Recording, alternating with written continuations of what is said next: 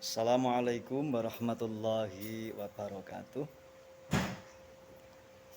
Saudara-saudariku sekalian, sahabat yang dimuliakan Allah Subhanahu wa taala. Alhamdulillah hari ini kita bisa bertemu kembali dalam rangka untuk bareng-bareng thalabul ilmi. Sharing sedikit ilmu yang saya tahu dan saya pun perlu belajar dari panjenengan sedaya tentang banyak hal, karena banyak sekali yang saya tidak ketahui sampai saat ini. Saudara-saudaraku sekalian, begitu banyak orang yang ingin memiliki hidup yang berbahagia. Sehingga untuk mencapai bahagia, orang rela melakukan berbagai banyak hal, berbagai trik, berbagai cara untuk meraihnya. Sementara kadang mereka tidak sadar bahwa trik yang digunakan, cara yang digunakan belum tentu bisa menjadi sarana menuju bahagia. Begitu banyak orang yang berpikir bahwa bahagia itu tercapai ketika memiliki banyak harta, banyak duit di rekening, angka sampai berderet-deret, deposito tidak terhitung, sawah ladang sampai tidak hafal sertifikatnya, berbagai usaha dijalani hanya demi satu kata, yakni bahagia. Bila bahagia itu yang menjadi ukuran adalah harta, uang, tentu saja tidak akan terjadi perselisihan, tidak akan terjadi perselingkuhan, tidak akan terjadi perceraian. Tapi kenyataannya begitu banyak orang yang sukses hidupnya secara hartawi, namun keluarganya tidak mampu untuk dipertahankan, berakhir dengan meja perceraian, berakhir dengan ketuk palu sang hakim. Mereka mau tidak mau berpisah. Di sisi lain ada yang berpikir bahwa bahagia itu ketika memiliki jabatan yang tinggi, terhormat di mata masyarakat, memiliki anak buah yang banyak, di mana-mana selalu dipanggil monggo bapak, monggo ibu. Betulkah bahagia itu dari jabatan? Mungkin jabatan bisa menjadi salah satu sarana bahagia bila jabatan itu membawa keberkahan pada kita. Tetapi tidak sedikit orang yang akhirnya meninggalkan jabatannya karena terpuruk. Ternyata jabatan itu yang semula dia pikir menjadi sarana kebahagiaan justru menjadi penghancur kebahagiaannya. Karena semakin dia itu menjabat tinggi, maka sulit untuk mencari di mana orang yang terdekat dengan kita, mana sahabat, mana musuh, mana kerabat, mana orang lain. Karena ketika ada gula, pastilah ada semut. Sayyidina Ali pernah ditanya oleh seseorang, Sayyidina Ali, berapa jumlah sahabatmu? Sayyidina Ali menjawab, saat ini aku belum tahu berapa jumlah sahabatku.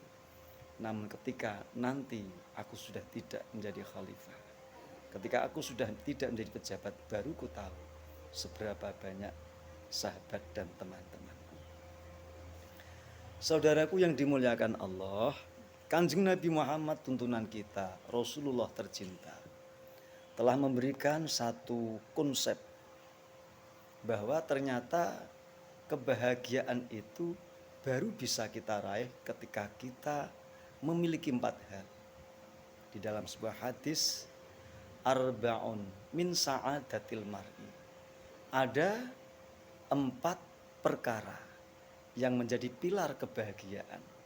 Artinya Bila seseorang ingin bahagia, maka orang tersebut mau tidak mau harus memiliki 4 hal yang akan saya sampaikan. Yang pertama, antakuna zaujatuhu solihatan. Seseorang tersebut hendaklah memiliki seorang istri, pasangan hidup yang salihah. Yang jadi sebuah pertanyaan, kenapa istri solihah menjadi satu kunci bahagia? Saudaraku sekalian, tidak mungkin seseorang menjadi hebat. Tak mungkin seorang suami mampu meniti karir dengan gemilang, mampu menjadi seorang kiai besar, menjadi pejabat tinggi, menjadi pengusaha sukses tanpa didampingi seorang istri yang solehah. Karena istri yang solehah adalah seorang istri yang mampu menjadi nutrisi bagi suaminya, pendorong di saat suami membutuhkan tenaga, dan mampu menjadi penyemangat hidup suami, dan dia mampu menghibur suami ketika terpuruk. Itulah istri yang solehah. Setidaknya istri yang solehah itu selalu mampu tersenyum kapanpun dilihat oleh suami. Dia akan selalu taat ketika diperintah oleh suami asal dalam hal-hal yang baik. Dan dimanapun kapanpun suami pergi, maka dia mampu menjaga kehormatannya dan harta sang suami. Itulah istri yang solehah.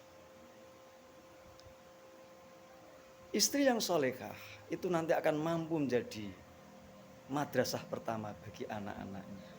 Ketika seseorang memiliki istri yang solehah, maka dia sudah memiliki satu modal awal.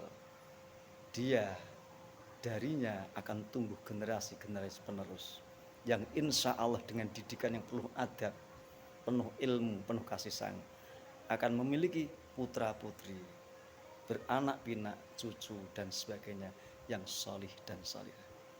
Sirojan min surujid dunia, yang mampu menjadi penerang di dalam kegelapan. Pilar bahagia yang kedua, wa auladuhu abroron. Ketika seseorang memiliki anak-anak yang mampu berbakti terhadap kedua orang tuanya. Kita katakan demikian mudah untuk mengatakannya, tapi betapa sulit untuk mewujudkannya. Ketika seseorang ingin memiliki anak yang mampu berbakti kepada kedua orang tuanya, orang Jawa menyebut mikul dhuwur mendem jero, maka tentu saja dia harus bekerja keras. Mulai bagaimana dia memilih pasangan hidup, kemudian bagaimana mengawali cinta dalam rumah tangganya, bagaimana dia berdoa dengan sungguh-sungguh ketika istri hamil, kemudian mendidik anak tersebut, mencarikan lingkungan dengan lingkungan yang tepat. Karena mau tidak mau, anak-anak kita selalu bergesekan dengan lingkungan kita. Maka Rasulullah selalu mengatakan, al-jar qoblad dar. Artinya apa? Memilih milieu dulu, lingkungan dulu. Ketika lingkungan itu baik, maka di situ menjadi satu poin bagi kita untuk mendidik anak. Insya Allah akan terkena imbas-imbas kebaikan. Masih kita ingat ketika kita menjual minyak, maka orang yang di sebelah kita tentu saja akan berbau wangi karena kita menjual minyak wangi tanpa dia memiliki minyak wangi tersebut. Begitu pula sebaliknya. Ketika kita bersama orang yang maaf dekat dengan peceraian orang Jawa, maka tentu akan muncul bau yang tidak enak. Itulah lingkungan. Maka marilah kita didik anak kita dengan semaksimal mungkin. Ngajinya, sekolahnya, adabnya dan sebagainya. Dan kita tidak bisa sendiri.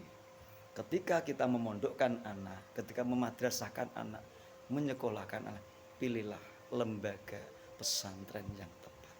Pesantren yang mengajarkan tentang adab, menjunjung tinggi tata krama, dan pesantren yang mengajarkan ilmu-ilmu jelas sanadnya sampai kepada Rasulullah Sallallahu Alaihi Wasallam.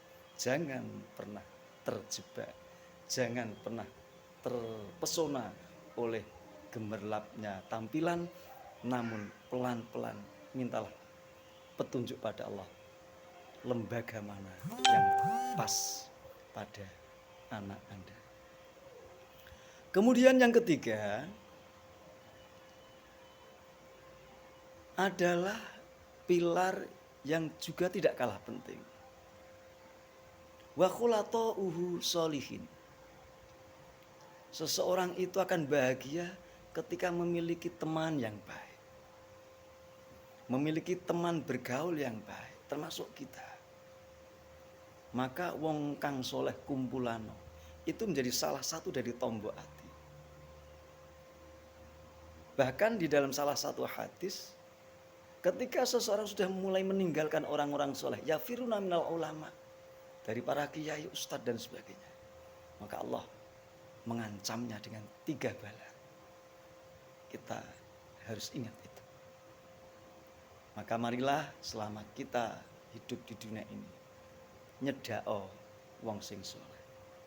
Tombo ati nyaket kiai purun ngaji dilampahi. Tombo ati nyaket kiai purun ngaji dilampahi.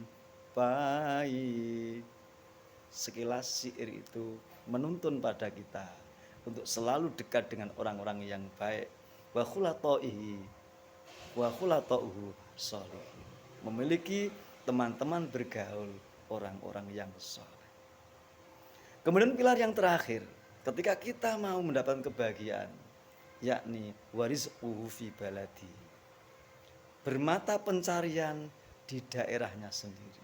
Artinya sekarang ini begitu banyak pilihan. Ada orang yang ingin mendapatkan kebahagiaan. Dengan cara apa? Pergi ke luar negeri. Sementara istrinya di Indonesia. Memang di luar negeri gajinya besar. Namun bertahun-tahun tidak pulang. Apa yang terjadi? Membuka pintu-pintu keran-keran. Ya, yang akan menyebabkan keretakan hubungan rumah tangga seseorang. Maka ketika kita sudah tahu bahwa memiliki mata pencarian di tempat sendiri adalah salah satu bagian dari membahagiakan diri kita, pilar bahagia. Maka jika ada pilihan, misalnya panjenengan disuruh milih, sampean pilih kerja mana? Kerja di Semarang misalnya dengan bayar 1 bulan 4 juta. Kemudian Anda kerja di Jepang 1 bulan 30 juta.